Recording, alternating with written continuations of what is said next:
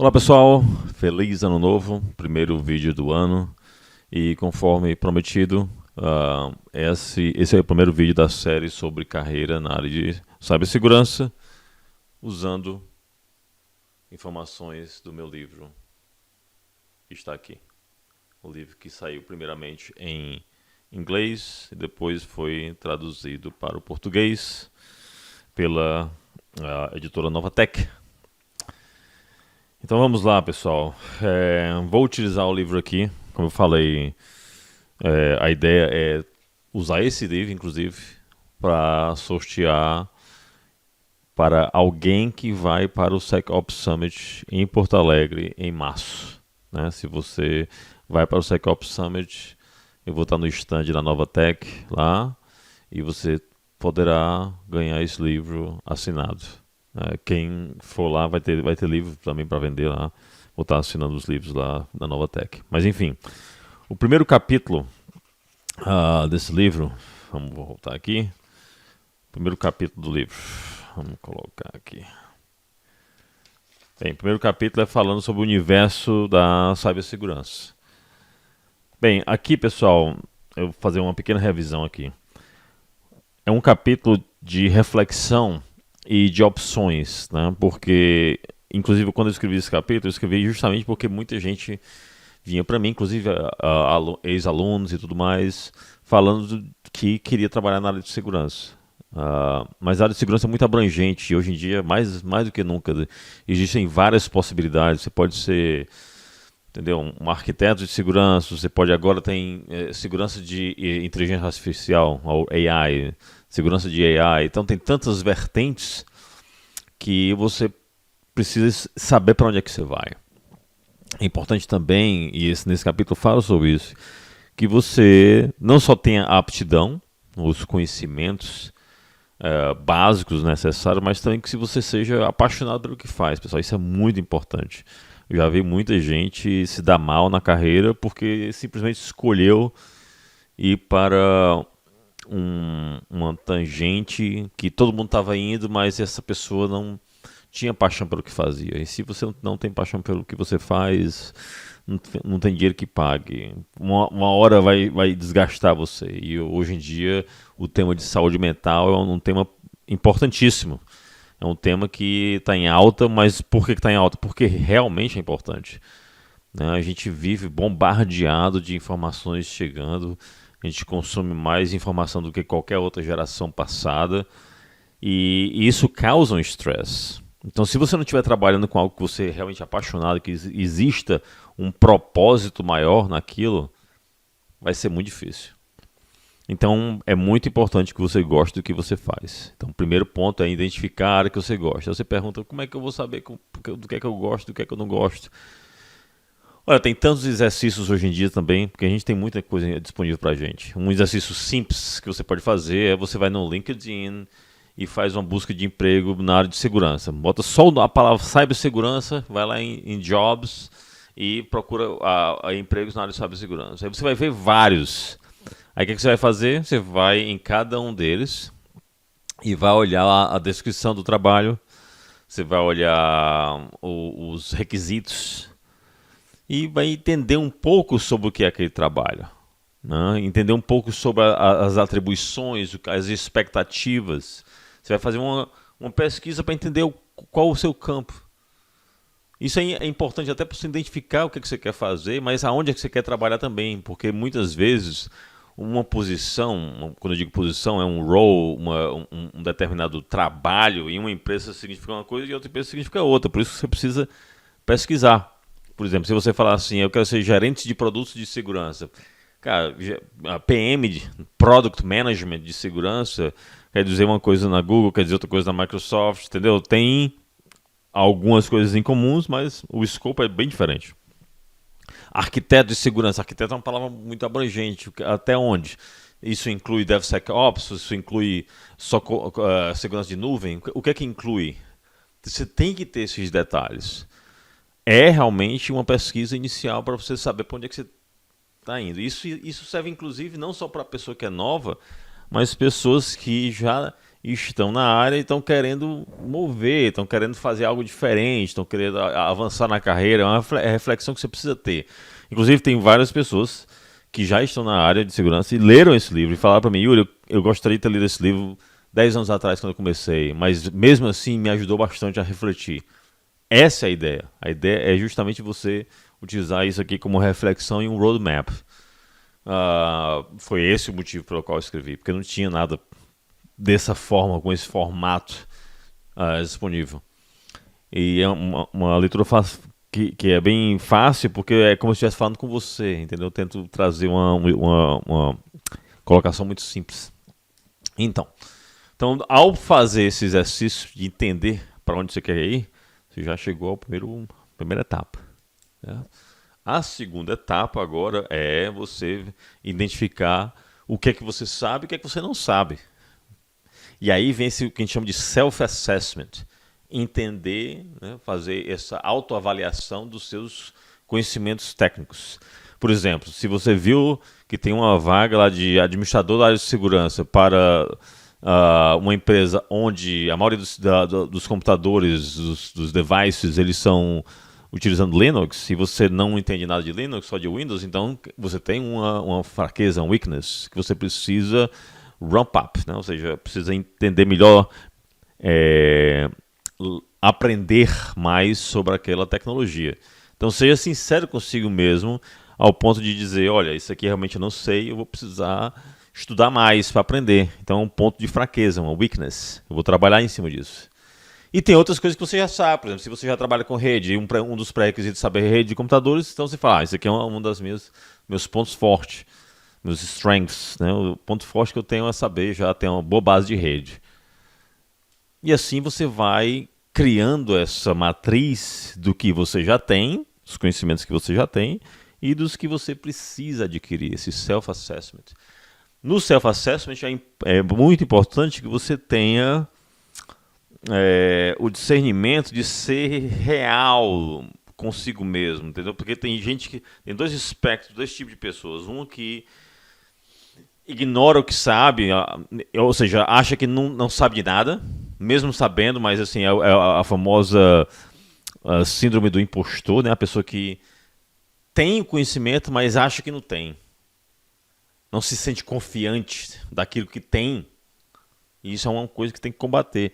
Olha, a gente conversa com vários candidatos, eu entrevisto pessoas para o meu time, para outros times, quase que uma vez a cada 2 meses tem sempre uma vaga abrindo que ou é para o meu time, ou é para um time de outra equipe que me chama para ser entrevistador, ou simplesmente é durante as conversações que eu tenho no podcast chamado WCP, o Women Cyber Security Podcast, que eu sou um dos hosts, e converso com vários tomadores de decisões que falam a mesma coisa. A síndrome do impostor é algo real e acontece em todos os níveis, entendeu? Mas é uma coisa que você tem que ter entendimento que você tem esse problema e ser intencional em como combater aquele problema. Porque você não pode viver com isso a vida toda. Você tem que combater isso. Então você tem que ter esse discernimento durante o seu self-assessment. Mas também tem outro tipo de pessoa que sabe só um pouquinho e acha que sabe muito. Né? Ou seja, preciso de nível 300 de conhecimento de Linux. A pessoa fala assim, eu já trabalhei com Linux uma vez. Isso aqui eu não preciso aprender mais. Ou seja, a pessoa tem no máximo nível 100, mas está aplicando para uma vaga nível 300. Então não vai bater. Então é isso que acontece às vezes, pessoal, e isso também, mais uma vez, experiência de quem contrata bastante, de quem entrevista e contrata, eu reviso muito currículo. E tem gente que aplica para uma vaga que até eu tento até entender qual foi o correlacionamento que essa pessoa teve ao aplicar para essa vaga. Porque nada que eu peço aqui nos pré-requisitos, essa pessoa bate. É corajosa, né? Vou aplicar, ver do que é que dá. Pessoal, isso aí é atirar no escuro, é roleta russa, né? Eu entendo que às vezes até desespero a pessoa faz isso, mas, sabe, se você quiser aumentar a probabilidade de ser chamado para uma entrevista, você tem que aplicar para vagas onde o teu currículo chame a atenção da pessoa que está revisando e fala assim, poxa, essa pessoa tem um currículo interessante, os conhecimentos dela batem com o que eu quero conversar com essa pessoa. Essa é a primeira vitória. É entrar, tá certo? Dentro desse ciclo que a gente chama de loop de interview. Você participar do loop de interview já é uma vitória. Porque com a quantidade de candidatos que estão aplicando para essas vagas, pessoal, é muita gente, entendeu? O mercado, ele está muito violento nesse sentido, né? E eu acredito que seja devido às grandes demissões que houveram nas Big Techs nos últimos 2 anos. E tem muita gente qualificada que está procurando emprego. Então, quando eu abro uma vaga, por exemplo, muitas vezes, depois de 24 horas que a vaga está publicada, eu já tenho mais de 200 currículos para avaliar. Às vezes, em uma semana, eu estou com 500 currículos e eu tenho que parar, tenho que tirar a vaga, porque senão não dá conta. É muita gente. Então, se você aplica e você é chamado para uma entrevista, considere que você já venceu uma grande etapa, que é esse filtro inicial. Então, quando você está fazendo esse self-assessment, ele vai ser importante para você entender o que é que o mercado está pedindo, quais são as coisas que estão disponíveis, quais são as vagas que estão disponíveis, quais são as coisas que você já sabe, quais as coisas que você precisa melhorar. É um processo. É um processo. Ok? Então, nesse capítulo 1, eu escrevi sobre isso, certo? Sobre esses pontos aí, entendeu? E o capítulo 2 fala do planejamento. O capítulo 2 é justamente falando sobre como fazer o planejamento para alcançar aquela posição, chegar àquele ponto. Ou seja, agora que você tem o seu self-assessment, você criou um plano. Um plano para preencher aquelas lacunas técnicas que você ainda não tem. Então, estudar, fazer laboratórios, né? Prática é muito importante. Okay? Se você é novo no mercado, você saiu da faculdade, você vai ter que procurar estágio. E aí, pessoal, é importante também que não seja muito pique, né? Muito seletivo, né? Vou fazer um estágio só se for de inteligência artificial, porque isso, porque aquilo. Pô, cara, tu tá começando, vai ser administrador de rede, vai fazer o básico, já tá valendo. Entendeu? Tá valendo por quê? Porque tu tá adquirindo experiência no mercado, interagindo com pessoas. E outra coisa, se tiver a oportunidade de ir pro escritório, vá. Né? Vai falar, não, só vou fazer estágio se for remoto. Cara, se tu nunca trabalhou na tua vida, certo? Ter a oportunidade de ir para o escritório, conviver com pessoas, ter aquele relacionamento, ter aquela conversa de corredor, são pontos valiosíssimos. Então, e outra coisa, o mercado está movendo de volta para isso. Né? A partir do ano que vem agora na Microsoft, já estamos em modo híbrido, tem que ir no escritório pelo menos 3 vezes por semana. Entendeu? E nos Estados Unidos, em outros países, já está dizendo assim, tem que ir. E para algumas vagas tem que ser 5 vezes por semana. Então o mercado inteiro já está indo de volta para o modelo tradicional com um pouco mais de flexibilidade. Mas existe um valor de ir para o escritório muito grande. Eu adoro trabalhar remoto, não vou mentir.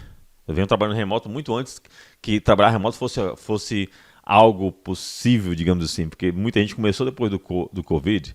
No meu caso, eu venho trabalhando remoto desde 2011. Então, já há muito tempo. Eu adoro. Mas concordo que tem um valor imensurável você ir no escritório. Então, o híbrido, para mim, é o ideal, onde você trabalha de casa uma boa parte do tempo e outra parte vai no escritório fazer aquele networking, conversar com as pessoas, porque nada substitui, tá certo? Aquela presença visual de você, né, fazer um handshake, apertar a mão e vamos tomar um café, vamos almoçar e tudo.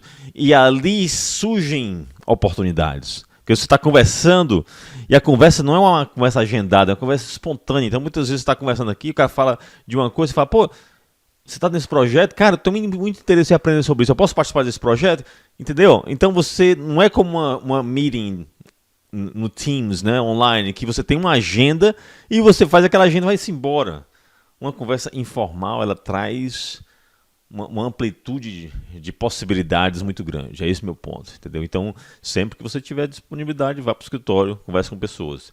E se você está chegando na área agora, não diga que só faz estágio se for remoto. Vá para o escritório, aprenda a ter esse relacionamento interpessoal, muito importante. Principalmente agora com inteligência artificial, né? Porque um dos pontos que a gente vai se sobressair como ser humano é a nossa capacidade de interagir com as pessoas, nossa capacidade de lidar com o pensamento crítico, com as situações emocionais que a máquina ainda não vai ter essa capacidade de fazer. Então a gente só consegue exercitar isso se a gente estiver presente muitas vezes. Ok? Então, esse é um dos pontos que eu cubro no capítulo 2. Tem muito mais, na verdade, porque no capítulo 2 eu falo mais sobre uma coisa chamada Smart Goals, que é SMART, Smart, mas não é inteligente, é uma sigla, certo? E você pode ler mais sobre isso depois, ou, né, pega o livro, que inclusive vou colocar o código de desconto, vai estar no vídeo, para você que quiser obter direto do site da Novatec. Então é isso, pessoal. Hoje o objetivo era só o capítulo 1 e 2, tem bem mais, eu estou dando um pequeno resumo, ok, sobre esses pontos. Mas é isso, eu espero que essa pequena série, né, que eu estou produzindo aqui para vocês possam, né, abrir a mente um pouco mais de vocês. E quem for para o Psychop Summit, compareça à sessão de autógrafos. Se você já tem um livro, traga o livro que eu assino. Se você não tem um livro, você pode pegar o livro lá. Beleza? Mais uma vez, feliz 2026 e nos vemos no próximo vídeo. Grande abraço.